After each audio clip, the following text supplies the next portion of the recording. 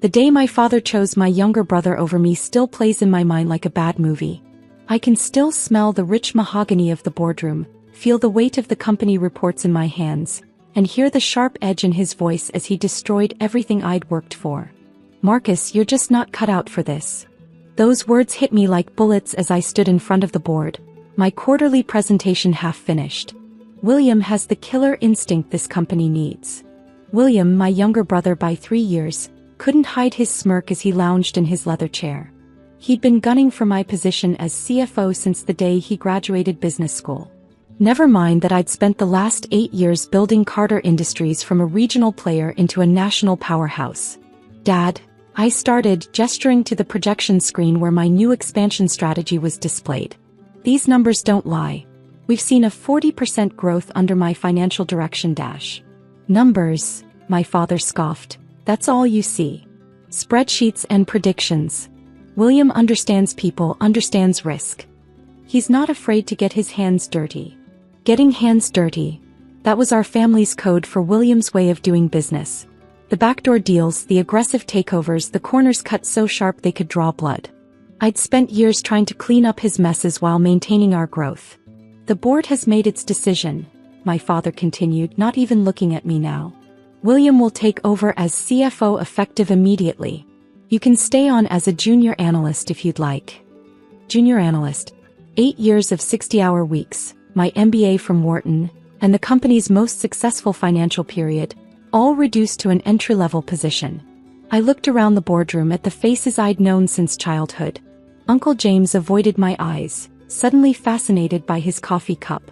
Our family friend Thomas Peterson, who taught me to fish when I was 10, suddenly needed to check his phone.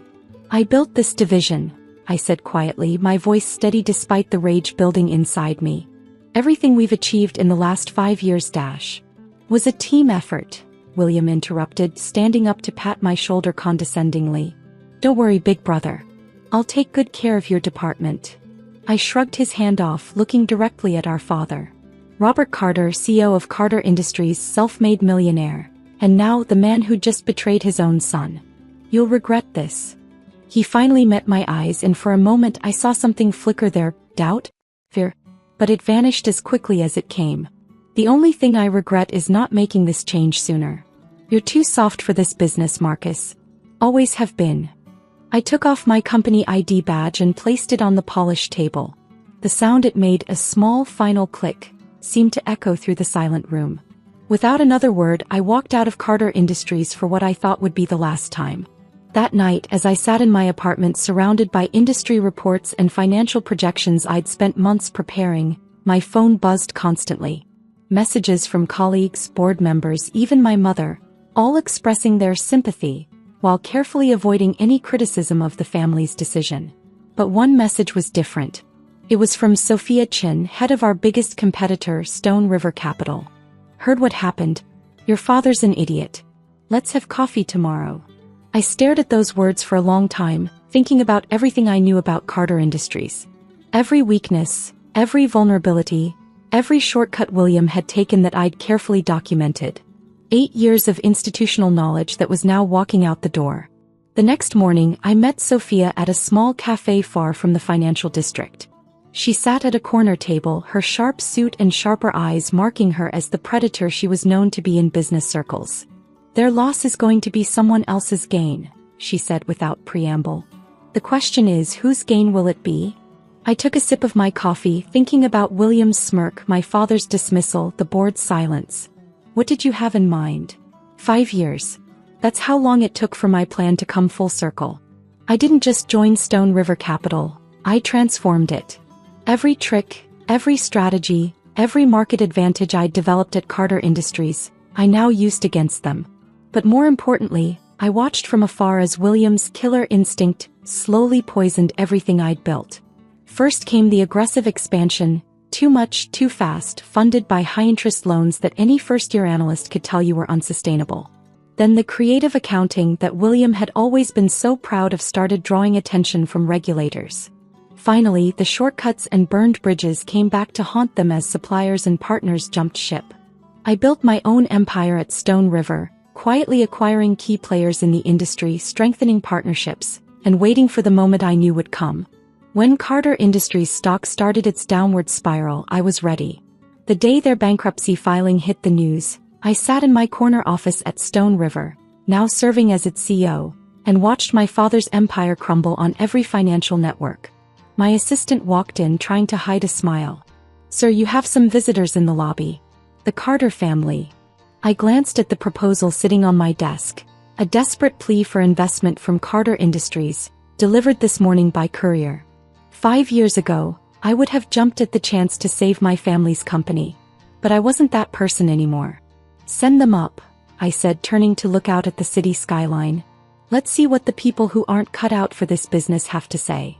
The conference room felt different from this side of the table. My father, once the picture of corporate confidence, now looked every bit his 65 years. William's designer suit couldn't hide the dark circles under his eyes or the nervous twitch in his jaw. Even Uncle James, who'd always backed my father's every decision, seemed to have aged a decade in the past month. "Marcus," my father started, his voice lacking its usual authority. "Thank you for meeting with us." I didn't respond immediately, instead slowly opening their proposal.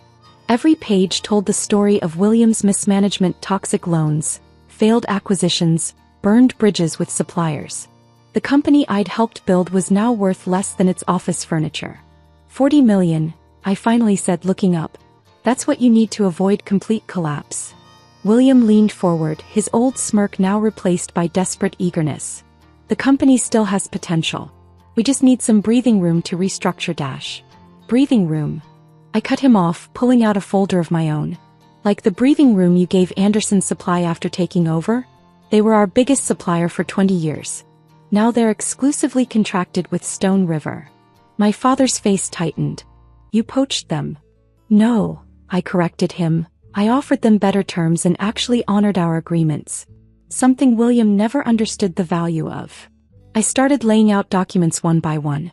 Peterson Manufacturing bankrupt after William's hostile takeover attempt.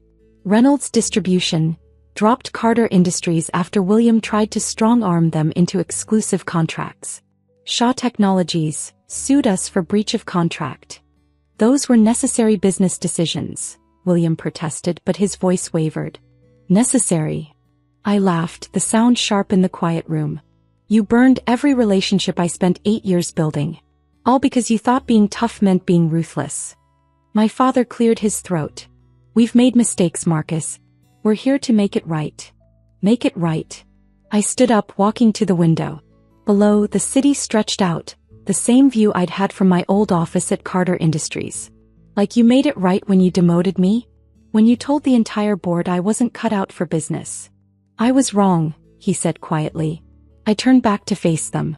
"No, Dad. You weren't wrong. I wasn't cut out for your kind of business. The backstabbing, the shortcuts, the killer instinct you were so proud of? That was never me." I pressed a button on my desk phone. "Sandra, could you bring in the other proposal?" My assistant entered moments later with another document. I slid it across the table to my father. "What's this?" he asked, opening the folder. "Stone River's terms for acquiring Carter Industries." The room went deadly silent. William's face drained of color as he grabbed the document from our father's hands. "This is a hostile takeover," he sputtered. "You can't dash." "Actually, I can. Your creditors are calling in their loans. Your stock has dropped 80% in 3 months. You need 40 million to survive, but this." I tapped the proposal. "This values your company at barely 20 million. Marcus, please." My father's voice cracked. "This company is our legacy." "Our legacy?" I pulled out one final document, the minutes from that board meeting 5 years ago. "You destroyed our legacy the moment you chose William's killer instinct over actual business sense." Uncle James spoke up for the first time. "We can fight this. The board won't approve. The board doesn't have a choice," I cut in. "I've spent the last 5 years buying your debt, acquiring your partners, and watching you run this company into the ground. I own enough of your creditors to force this through." William stood up so quickly his chair toppled backward. "You planned this? All of it?" "No, William. You did this. Every rushed decision, every burned bridge, every shortcut. You did exactly what I knew you would do. I just made sure I was there to pick up the pieces." My father's hands trembled as he read through Stone River's proposal. These terms: you'll strip the company bare. Like you stripped away everything I built? I sat back down, straightening my tie. The vote is scheduled for next week. You can accept Stone River's offer or you can declare bankruptcy. Either way, Carter Industries belongs to me now. Son, my father tried one last time. We're family. I thought back to that day in the boardroom, to all the years of watching William destroy what I'd built while my father praised his business acumen. Family. I pressed another button on my phone. Sandra, please escort the Carter family out. Dad, don't forget to leave your key card at reception. You're not cut out for this business anymore. They left in silence, defeated. Through my office windows, I watched them cross the street to where their driver waited, one of the few luxuries they could still afford, at least for now. My phone buzzed, a text from Sophia Chin. Heard the Carter meeting went well. Drinks to celebrate. I smiled, remembering our first meeting in that cafe 5 years ago. She'd seen the potential in me that my own family had missed.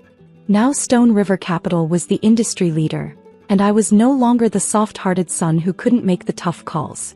Sandra entered with the afternoon's contracts. Sir, the Carter Industries board is requesting an emergency meeting. Schedule it for tomorrow, I said, picking up my pen.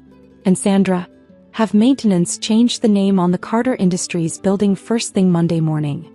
To Stone River? No. I thought about the legacy my father was so worried about. Change it to Phoenix Industries. It's time for something new to rise from these ashes. That evening, as I worked late in my office, I received one final text from William. I hope you're happy. You've destroyed everything our father built. I looked out at the city lights, at the empire I'd built from the ruins of my father's betrayal, and typed back 3 words. No. I rebuilt it. Sometimes the best revenge isn't about destroying what others have built. It's about building something better from the wreckage they left behind. My father had always said I wasn't cut out for the family business. He was right. I was cut out for something much bigger. The next morning, as I walked into the board meeting that would officially mark the end of Carter Industries, I passed the company's mission statement mounted on the wall. Building tomorrow's legacy today. By next week, those words would be gone, replaced by Phoenix Industries' new motto, Rising Higher. Sometimes I realized you have to lose everything to build something greater. My father had taught me that lesson, just not in the way he'd intended.